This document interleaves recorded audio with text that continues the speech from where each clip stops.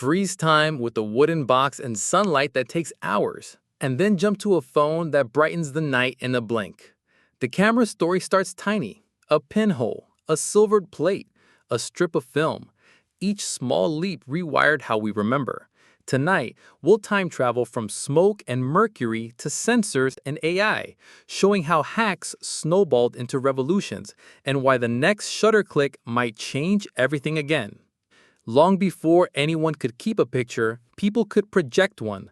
The camera began as a darkened room with a tiny opening, the camera obscura, described in detail by the polymath Ibn al-Haytham in his Book of Optics, c. 1011 to 1021, where he explained how light forms an inverted image and laid the foundations of scientific optics. Artists later used portable versions to trace scenes, but nothing could be saved. The first image you could actually keep arrives in the 1820s with Joseph Niepce. Working at his home in St. Louis de Varennes, he coated a pewter plate with bitumen of Judea, placed it in a camera obscura, and captured view from the window at Lake Grasse, 1826 to 27, the oldest surviving photograph. The exposure likely took many hours, but it proved sunlight could draw a permanent picture. The plate now resides at the Harry Ransom Center in Austin. Why him? Niepce was a serial tinker. Before photography, he and his brother Claude built an early internal combustion engine, the pyreolophore. That restless curiosity drove his search for a light-fixing process he called heliography. His partnership with Louis Daguerre would help carry the idea to the world. By August 19, 1839, France publicly announced the daguerreotype, effectively gifting photography to anyone who wanted to try it, igniting global adoption. It begins with the camera obscura, an image projected through a tiny aperture onto a surface inside a dark box. Nothing was recorded yet, but the principle: straight line light, an inverted image, controllable aperture, established how cameras would work.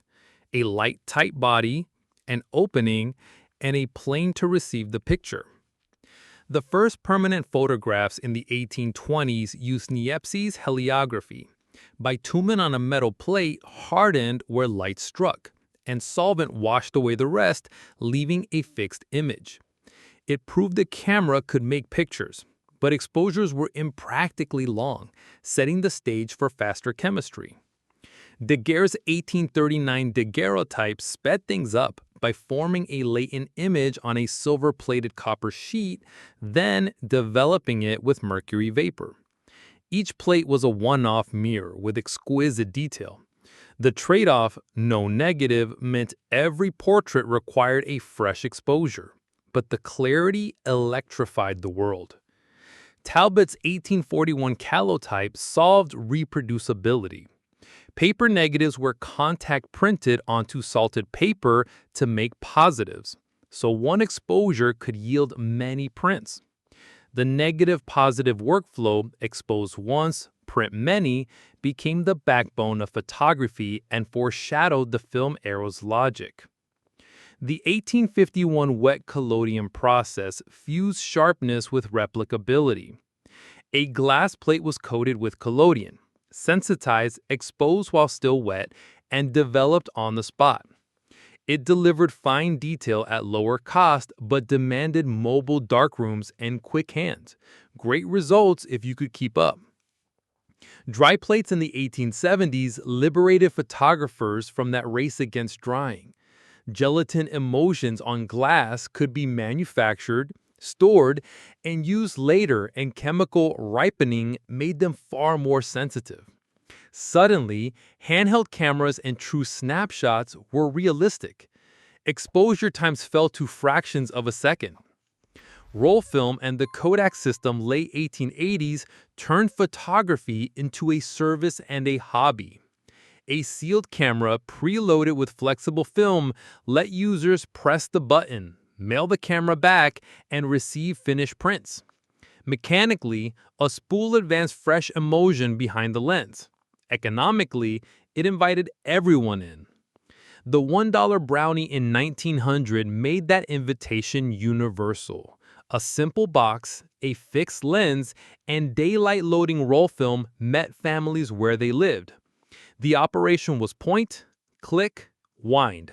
Proof that design simplicity plus cheap consumables can scale an art form into a mass language. Compactness, rewired style with the Leica, commercialized mid-1920s. Using 35mm cine film horizontally, it fit pockets and rewarded quick, candid framing. The mechanism was still a rangefinder, focused via a coupled distance gauge. But the small format encouraged walk-around storytelling and birthed modern photojournalism. Single-lens reflex designs matured from the 1930s to the 1960s. A mirror sent light up to a focusing screen. A pentaprism corrected the image so you saw exactly what the lens saw. Add through the lens metering and later auto-exposure, and the camera became a measured, modular system for precise work. Instant photography in the 1970s turned chemistry into theater. Integral films packed developer and reagents into each sheet. Rollers spread the chemicals as the print exited the camera. No darkroom, no lab. Expose, wait, watch it appear. The user experience itself became part of the magic. The first digital prototypes in the mid-1970s replaced film with an electronic sensor. A CCD converted photons into electrical charges that were read out, digitized, and stored. Early systems were slow, low resolution, and experimental, but they proved that light could be captured as data, not crystals. By the 1990s, commercial digital SLRs married familiar bodies to electronic backs. Autofocus, interchangeable lenses, and fast shutter stayed. Film vanished. The workflow shifted. Images traveled by wire to desks and front pages within minutes, not days. A revolution for newsrooms and any work where speed is a story. Around the millennium, the camera phone redefined always with you. A tiny sensor, tiny lens, and a screen for instant review turned casual moments into shareable currency. The crucial operational leap wasn't only capture, it was connectivity. Shoot, compress, send, linking optics to networks and habits to platforms. Mirrorless systems in the late 2000s removed the reflex mirror and replaced the optical view with an electronic one. Without a flipping mirror, bodies got smaller and bursts got faster. On-sensor phase detection brought decisive autofocus to the imaging plane itself, so focus accuracy matched what the sensor actually recorded. Computational photography in the 2010s fused many frames into one extraordinary image.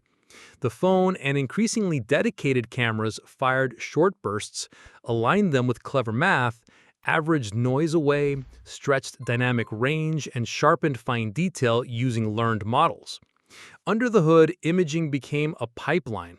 Detect faces and eyes, choose exposure for highlights, merge shadows from another frame, and render a result that feels both crisp and forgiving.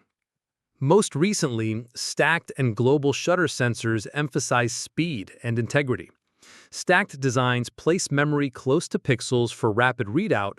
Global shutters read all pixels at once, curing rolling shutter skew and banding. For sports, news, and fast action, that means truer motion and new creative freedom with flash and artificial light. Across these milestones, a pattern repeats. A small enabling idea, try emulsions, a spool, a prism, a sensor, a software pipeline, unlocks new ways to operate the camera. Each improvement shortens the gap between seeing and saving, between pressing the button and sharing the moment. So the technology fades and the story remains. The first big twist is policy, not chemistry. In 1839, France publicly announced the daguerreotype, effectively releasing it to the world. Instead of a guarded patent, photography spread like open source, accelerating adoption, experimentation, and skill sharing. A quieter surprise arrives in the emulsion lab. When dry plates became far more sensitive in the late 1870s, exposure times collapsed. That single improvement birthed the snapshot, Not just faster pictures, but a new behavior, candid life, kids in motion, streets unposed. Miniaturization didn't just shrink cameras, it rewired style. With Leica's small 35mm format, photographers could move through crowds and react in real time. The gear changed what was photographable and what felt authentic. Another left turn, instant photography, made development part of the performance. Watching an image emerge in your hands turned chemistry into theater and photography into a social moment rather than a solitary darkroom craft. The most disruptive pivot pairs optics with networks. Camera phones made capture and distribution one action. A picture wasn't a file to process later, it was a message to send now. Finally, putting phase detect autofocus onto the imaging sensor and then adding global shutters shifted the ceiling on speed and accuracy. Focus became stickier, motion truer, and the path from idea to image even more direct. The turning points set the stage for today's default: mirrorless bodies with stacked sensors, eye and animal autofocus that feels telepathic, blackout-free viewfinders, and in-body stabilization that steadies long lenses and night scenes. The camera is now a fast, silent assistant that recognizes subjects and helps you nail the moment. On phones, computation is the secret lens. Multi-frame HDR, night modes, semantic subject detection, and learned denoising fuse bursts into one clean, bright image. Periscope telephotos, sensor shift stabilization, and smarter tone mapping make pocket shots look improbably good. Proof that software can stretch small sensors further than anyone expected. Professional bodies lean on speed and integrity.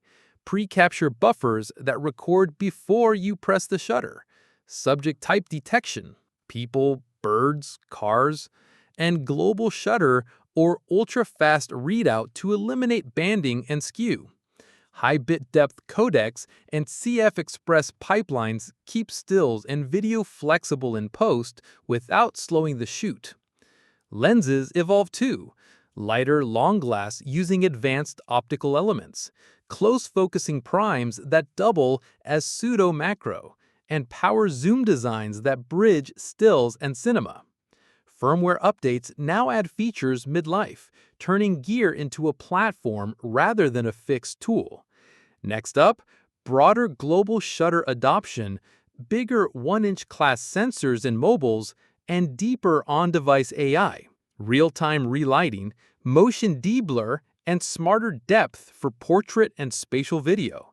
Expect hybrid optics, variable apertures, computational zoom, and event-based and multispectral sensors for tough scenes, and authenticity tools, content provenance or watermarks to build trust as images get easier to manipulate. Step back and the pattern is clear. Tiny fixes became sweeping freedoms. A brighter lens shaved minutes. Dry plates unlocked handheld speed. A spool welcomed families. A small 35mm body birthed street storytelling. Sensors and software turned bursts into memories. Each leap pushed the machinery out of the way so the picture, your moment, could stand in front. Today we carry both histories at once, glass and metal guided by code. The motive hasn't changed since the pinhole. Save a sliver of time before it slips. Tomorrow's clicks will likely be cleaner and truer. Global shutters routine, phones with bigger sensors, on-device AI catching mistakes before they happen, authenticity markers restoring trust. But progress won't replace perspective. So here's the charge. The gear is fast enough. What's scarce is your point of view. Will cameras keep dissolving into software or re-emerge as trusted instruments?